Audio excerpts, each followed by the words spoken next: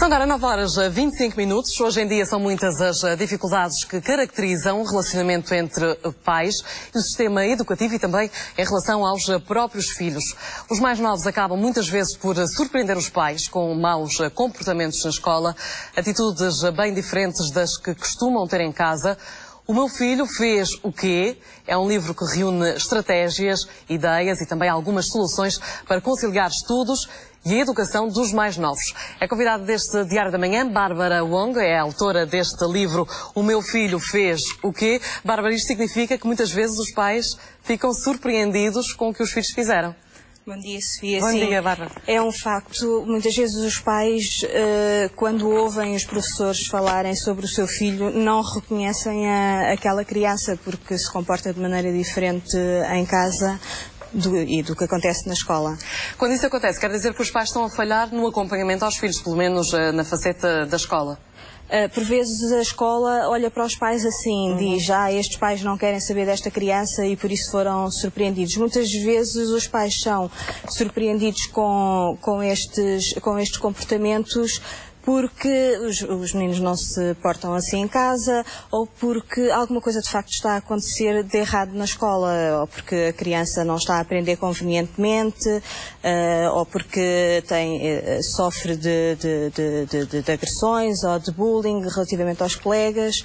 Há sempre um fator para que a criança não se comporte da melhor maneira na sala de aula. Muitas vezes os pais também queixam-se de que os filhos não lhes contam o que é que se passa na escola e por isso também não sabem o que é que acontece na escola. Como é que os pais, ou a que sinais é que os pais devem estar atentos a sinais de alerta de que alguma coisa não vai bem na escola? É importante que os pais acompanhem de facto as crianças, que lhes perguntem o que é que se está a passar. Ao final de cada dia, perguntar sempre o que é que aconteceu? Perguntar o que é que aconteceu e ouvir também os colegas, não ficar só pelos filhos, esperá-los, se for possível, nem todos os pais conseguem, não é? Mas se for possível, esperá-los ao fim do dia à porta da escola e saber o que é que se passou e convidar os amigos para casa, porque são formas de os pais irem acompanhando. Outra é, de facto, perguntar à escola, perguntar à professora da turma ou ao diretor de turma. E quando é que será, por exemplo, a melhor altura para falar com os professores? Logo no início ou ir falando várias vezes durante o ano? Devemos falar logo no início, há sempre uma reunião que a própria escola promove e depois ao longo do ano, sem ser exaustivo, mas ao longo do ano manter um interesse e hoje em dia também é muito fácil e há diretores de turma até que optam por esse meio que é o correio eletrónico e vão participando aos pais o que é que se está a passar e os pais também podem usar esse meio para saber o que é que se passa com os filhos na escola. Bárbara, neste livro foi analisando casos específicos, casos verídicos, com as respostas que alguns pais foram dando aos problemas, mas do que viu, do que vai ouvindo ao longo destes anos, é muito diferente uma criança na escola do que é uma criança em casa? São quase pessoas diferentes? Às vezes sim, porque às vezes eles em casa são atenciosos e são amorosos e às vezes até os pais pensam que eles estão no quarto a fazer os trabalhos de casa e às vezes estão no quarto e estão a jogar no computador, não é? E depois na escola é diferente porque o ambiente é diferente, porque os amigos também que os envolvem são diferentes e muitas vezes há também essa pressão do grupo para eles se portarem mal, por exemplo, não é? Como é que os pais podem facilitar este contacto com a escola que tantas vezes criticam? Facilitar é só insistirem com a escola e a escola está preparada sempre para dar resposta às dúvidas? Atualmente a escola está muito preparada porque há sempre uma preocupação, na maioria das escolas no início do ano letivo há uma preocupação de acolher os pais e de mostrar o meio, mostrar a cantina, a biblioteca, o espaço onde os filhos vão estudar e essa é uma visita que os pais não devem perder e devem mesmo fazer e muitas vezes há escolas que promovem das famílias com os alunos, portanto os pais devem ir com os filhos e ver o espaço onde os seus filhos vão passar a maior parte do tempo.